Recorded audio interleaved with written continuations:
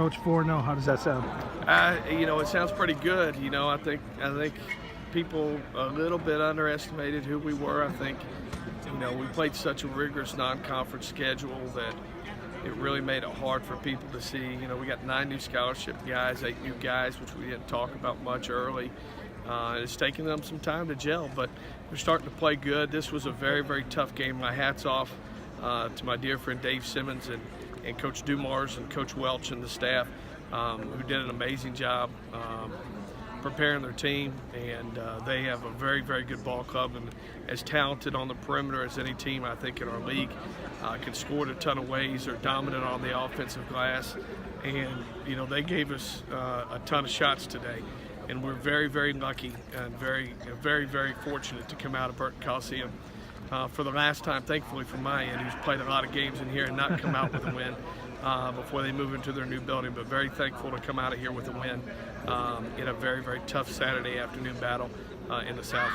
What did you tell the guys at halftime coming out of the locker room? It seemed like there was an on switch that was just turned on. Yeah, I didn't really say a whole lot. I think that we talked early in June and then again in August about one simple concept, which was that I think if we're a coach-led team, then we could be good. But if we're a player-led team, then I think we'd have a chance to compete for a championship. And I think that I just brought that back up to them because it wasn't about, I didn't need to go in there and yell and cuss and act crazy. They knew they weren't playing well. They had to get themselves going and figure out a way internally to get each other going and have some leadership within themselves. And, really that was all I said and walked out, and they figured it out amongst themselves. And that's the part that really I'm proud of them about, was they figured out a way to win. This is not easy to do in the league, to go places on the road and win. And I'm very, very proud that they continue to fight and figure out a way to somehow come out of here with a win.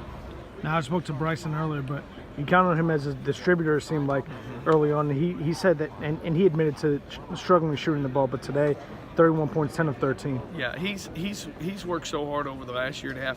He's had a tough run. He barely played last year, really fought for time in the summer and in the fall, but has stayed steadfast in his work ethic. He's got an incredible support system at home that has kept him grounded and kept him working forward, and it was a great day for him. But then, we had him come on, step up. Ezekiel didn't shoot the ball well, but played off the charts on his stat sheet and made 2 clutch free throws in overtime to really seal the deal and close the game up. And Michael Zeno was so dynamic in so many ways today, not just with his play and his scoring, but then just his attitude was infectious and really played hard. And Giles came in that first half, and we just had multiple guys throughout of it that came in and played really good. And I'm really proud of where they're at. Now we got to process this on the way home, and then we got to get ready for another huge game, another tough road game on Wednesday when we go to Nacogdoches. I know that they're going to be looking to play us and pummel us and play very, very hard. So it's going to be a fun night and a fun week of preparation and an exciting game on Wednesday. Last question for you, Coach.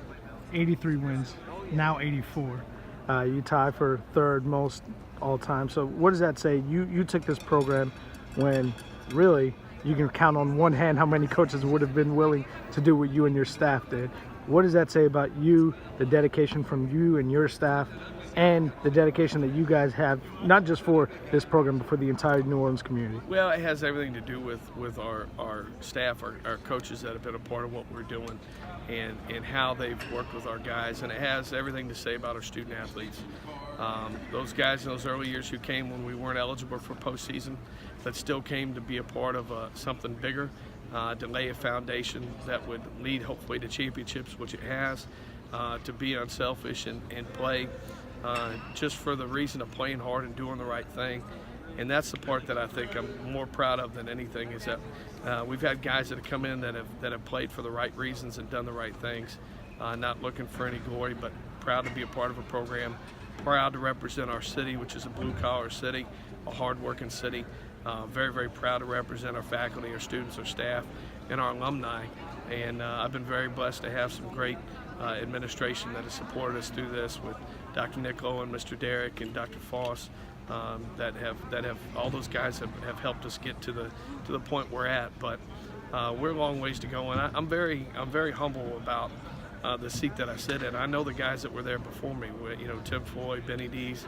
I sat in the exact same desk they sat in, and it's, as a young kid in Indiana that dreamed of coaching, those are names that I only read about in books and saw on TV, and I never dreamed that I could be in that realm. And so I'm very humbled to be there and blessed, and so glad that my family can be a part of our community, and proud to be a New Orleanian, and proud to live in Pontchartrain Park and represent the university.